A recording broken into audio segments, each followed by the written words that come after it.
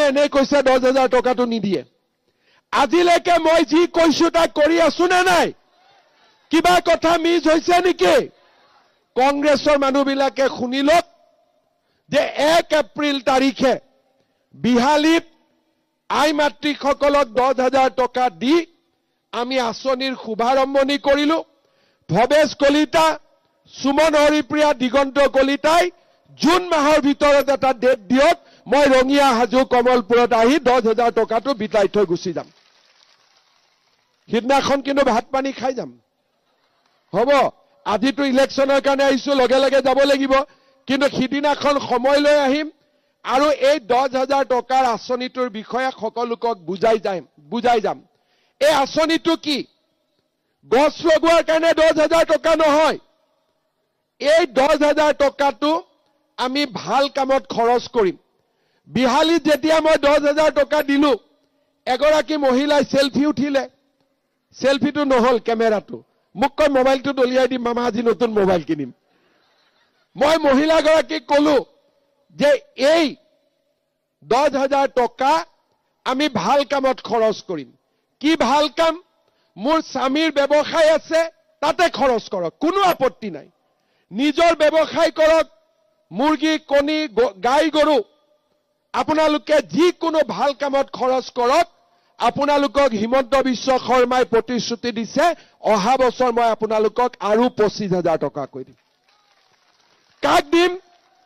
যোনে 10,000ত মোবাইল কিনি দিলে ইহঁতি নাপাব কিন্তু আজিয়ে কিন্তু বুজাই দিছো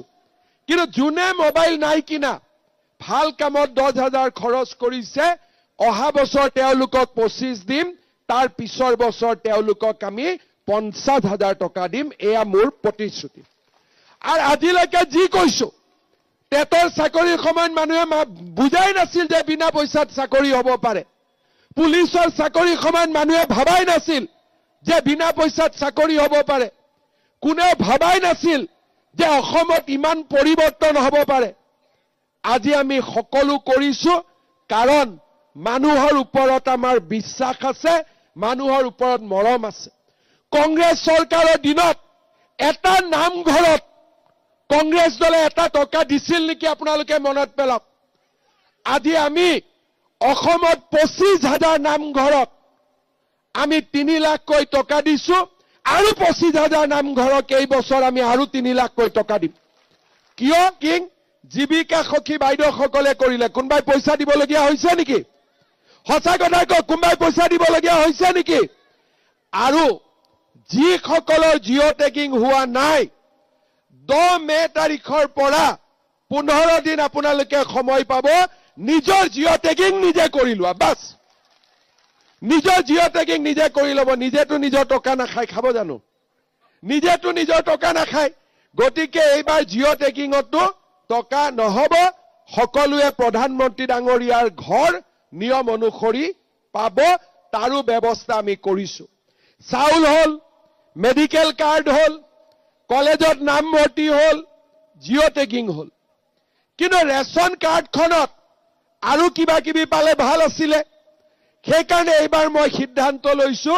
1 অক্টোবৰৰ পৰা কম দামত আপোনালোকক ৰেচন কাৰ্ডত দালিও দিম নিমখো দিম চেনিও দিম আজি আপোনালোকে চিন্তা কৰক দেউতাক মাকে ছোৱালীৰ পঢ়াৰ চিন্তা কৰিব নালাগে নিযুত মইনা আঁচনিৰ জৰিয়তে আজি ছোৱালীয়ে পঢ়িব পাৰিছে নে নাই পৰা এই কাম কাৰ লাভ হৈছে কিছুমানে কয় মহিলাক দিয়ে পুৰুষক নিদিয়ে আৰে অৰুণোদয় টকা মহিলা পালে পুৰুষৰে হেঁচাটো কমে না নাই ঘৰখন চলাতে কমে না নাই গেছৰ চিলিণ্ডাৰ পালে পুৰুষৰে টকা বাচিব না নাই ছোৱালীজনীৰ কলেজত পঢ়িবৰ কাৰণে মাহত 1250 টকা দিলে দেউতাকৰ কষ্ট কমিব না নাই